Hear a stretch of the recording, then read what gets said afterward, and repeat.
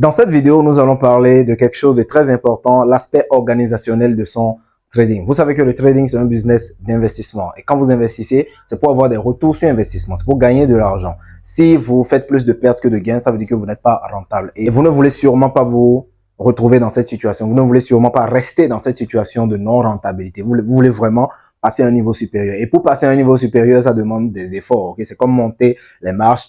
Ok, pour monter à l'étage, pour passer à un niveau supérieur, ça demande de l'effort. Mais pour chuter, ça ne demande pas vraiment de l'effort. Du coup, par rapport à l'aspect organisationnel du trading, qu'est-ce que vous pouvez faire pour pouvoir optimiser vos résultats? Il faut avoir un bon plan de trading. Et donc, dans cette vidéo, nous allons parler de comment élaborer un bon plan de trading. Pour avoir quelque chose, il faut en payer le prix. Tant que vous n'abandonnez pas, vous avez 100% de chance de réussir.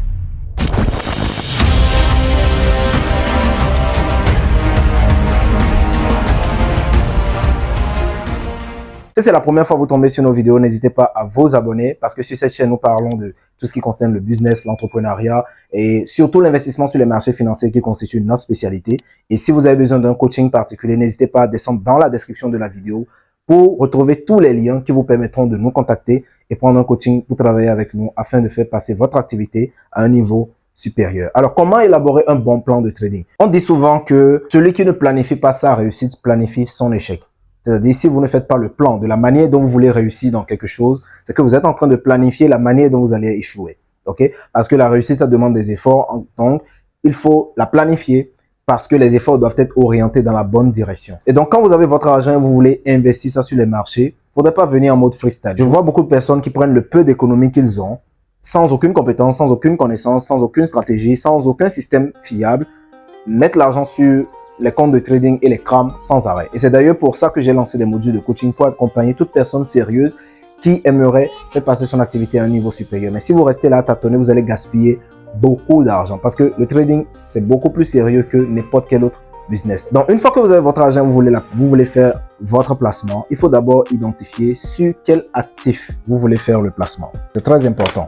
C'est-à-dire sur quel marché, sur quel actif, d'accord, vous voulez faire votre placement. Je vois beaucoup de personnes qui viennent et qui veulent trader tous les actifs. Ils veulent trader tous les marchés. Considérons le Forex, ils veulent trader toutes les paires de devises.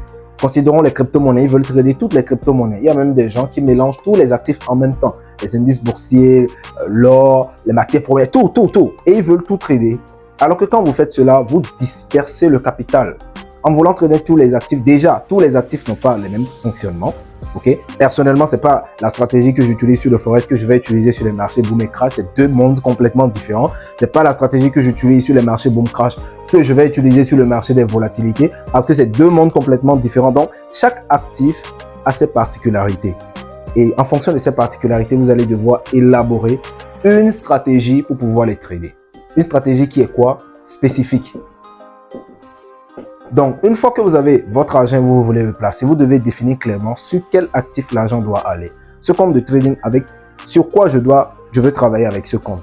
Si vous voulez travailler sur le marché des volatilités, sur quel marché des volatilités? Parmi la liste des marchés des volatilités, lesquels de manière spécifique? Quels sont les 3 ou 4 marchés des volatilités que je veux trader? Je vois des gens qui viennent par exemple avec des comptes de $40, etc., qui veulent trader les V25 1S, les V50 1S, etc. Ce sont des actifs qui sont onéreux. Quand vous avez un petit compte, un compte de $20, un compte de $30, vous voulez trader ces actifs-là. Si les choses se passent bien, naturellement, vous allez gagner beaucoup d'argent. Mais dès le moment où les choses se passent pas bien, c'est très facile de cramer votre compte. C'est pas pour rien qu'il y a plusieurs volatilités adaptées à tous les types de capitaux. Pourquoi vous voulez trader les actifs les plus onéreux et exposer votre capital? C'est pas intelligent. Donc, il faut voir en fait, par rapport à ce que vous avez, quels sont les actifs qui sont les mieux adaptés à ça. Personnellement, moi, c'est les marchés boom et crash pour ma spécialité, mais par extension, les autres actifs. Deuxième des choses, la stratégie. Vous avez l'actif, vous devez savoir avec quelle stratégie on trade cet actif. On ne vient pas sur tous les actifs avec toutes les stratégies. Vous devez savoir tel actif que je veux trader, quelle est la stratégie la plus efficace. Si vous n'avez pas encore une stratégie, vous devez apprendre une stratégie ou élaborer une stratégie. Et la stratégie, c'est simple. C'est juste l'ensemble des conditions auxquelles vous devez faire un investissement. Quelles sont les conditions qui doivent être réunies pour que vous faites un placement? Parce que le but dans le trading, c'est d'acheter et de vendre. On achète lorsqu'on envisage une augmentation des prix. On vend lorsqu'on envisage une diminution des prix. Donc, il faut savoir quand est-ce que les prix vont augmenter, quand est-ce que les prix vont diminuer. Et pour le comprendre, il faut savoir qu'est-ce qui influence les prix, qu'est-ce qui entraîne leur augmentation, qu'est-ce qui entraîne leur diminution. Et une fois que vous avez compris ça, vous allez devoir établir les conditions auxquelles vous allez acheter et vendre ou bien attendre. Une fois que ces conditions sont claires, vous devez établir un plan de money management. Un plan de money management. Aucune stratégie ne résiste à une mauvaise gestion du risque. Si vous venez sur les marchés et vous cherchez une stratégie qui marche à 100%, déjà ça n'existe pas. Si vous cherchez aussi une stratégie avec laquelle vous allez doser tout votre capital sur une seule position pour pouvoir le grossir très rapidement, il faut savoir que ça aussi, ça n'existe pas. Mais une stratégie qui va vous permettre de gagner durablement et constamment dans le temps, ça par contre, ça existe. Donc une fois que vous l'avez, vous devez avoir un plan de money management qui est adapté à votre capital. Vous ne pouvez pas avoir un capital de $100 et mettre $50 sur une seule position. C'est trop risqué. Vous ne pouvez pas avoir un capital de $1000 et mettre $500 sur une seule position. C'est trop risqué. Donc, par rapport à votre capital, vous devez voir combien je veux risquer par position. Combien je veux risquer sur chaque opportunité. Dans le but d'avoir 3, 4, 5, 6 ou 10 fois plus que ce que vous avez risqué à chaque fois que vous faites un placement. Quatrième des choses, vous devez établir votre programme de trading. Le programme de trading. C'est-à-dire, quels sont les jours auxquels vous devez trader? Quelles sont les heures auxquelles vous devez trader? Quelles sont les fourchettes? Comment est-ce que vous devez trader? Par exemple, moi personnellement, j'engage mes positions en matinée et je viens voir le résultat en fin d'après-midi ou bien en soirée. J'engage de nouvelles positions en soirée et je vois le résultat le lendemain matin. Donc, en quelque sorte, je peux taper sur les marchés 2 fois dans la journée. Donc, une première pour faire mes entrées, une deuxième pour faire les deuxièmes entrées et voir le résultat des précédentes entrées. Mais il y a des gens, par exemple, ils peuvent passer toute la journée devant les écrans.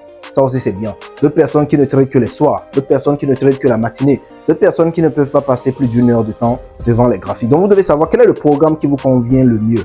Le trading est l'activité la plus libérale. Il n'y a aucune règle qui est universelle. Personne ne vous donne des ordres par rapport à ce que vous devez faire. Donc, vous-même, vous devez savoir quel est le programme qui est mieux adapté à votre emploi du temps, à votre psychologie et surtout à vos objectifs. Donc, établir votre programme de trading, c'est très important. Il y a des gens qui passent toute la journée devant l'écran. En cherchant à taper, ils entrent en position, ils sortent, ils entrent, ils sortent, ils entrent, ils sortent, juste comme si ils cherchaient juste à se faire plaisir, comme dans les paris sportifs. Non, quand vous faites ça, vous êtes plutôt en train de jouer, vous n'êtes pas en train de trader. Le trading, c'est une activité que vous devez traiter de manière professionnelle. Quel est votre emploi du temps? Quel est votre planning d'activité? À quelle heure vous tradez? À quelle heure vous ne devez pas trader? À quelle heure vous devez intervenir? À quelle heure vous ne devez pas intervenir? Donc, tout cela doit être clair avant que vous ne fassiez des investissements sur les marchés. Et cinquième et dernière des choses, vous devez tenir un journal de trading. Un journal de trading.